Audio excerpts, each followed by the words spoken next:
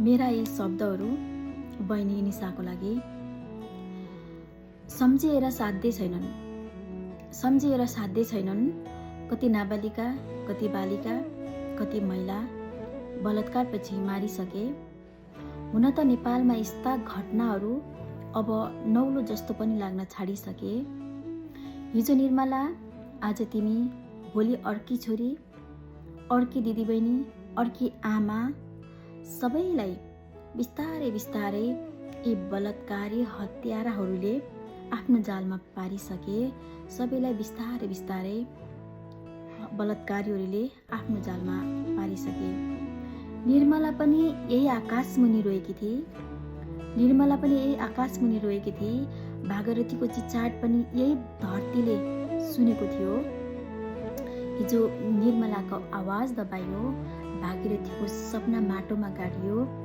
आज तिमी यस्तै गरी कति छोरीहरू मारियो।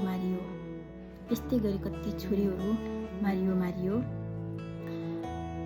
निशा, सरकारले तिम्रा हजारौं सपनासँग तिम्रो रक्ताम्य नाङ्गो शरीर भुइँमा ढलेको देखेको छ।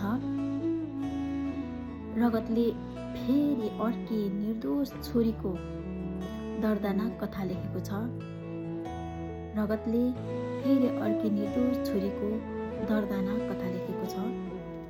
सरकार, तिमी पनि दोषी छौ। जहाँ बलात्कारीहरू खुल्ले आम, डर होइन, हिम्मत लिएर हिँड्ने बनाइदेऊ। तिम्रा नियम, तिम्रा कानुन, तिम्रा न्याय कागजमा मात्र सीमित भए हजारौं छोरीहरूको हजारौं सपना कति सजिलै माटोमा गाडिदियो। तर सुनै निशा, तिम्रो नाम केवल दुःख होइन, तिम्रो कथा एक दिन आवाज बन्नेछ।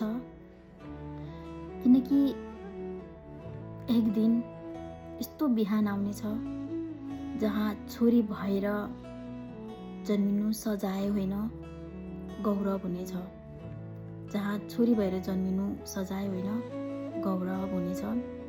भावपूर्ण श्रद्धाञ्जली बहिनी निशा। तिम्रो आत्माले शान्ति पाओस्। अनि जुन बलात्कारीहरू, हत्याराहरू छन्, तिनीहरू जिउँदै मरितुल्य जीवन जिन्दगी बिताएको हेर्न पाउन् हामी सबै नेपालीहरूले। तिम्रो जस्तो घटना सायद तिम्रो यो नै अन्तिम होस्। अरू दिदीबहिनीहरूले बारम्बार यस्तो घटनाहरूको शिकार हुन नपरोस्। र नेपाल सरकारको पनि यस्ता बलात्कार पछिको हत्या जस्ता जघन्य अपराधहरूमा चाहिँ अलि विशेष ध्यान जाओस् कि जस्टिस फर निशा।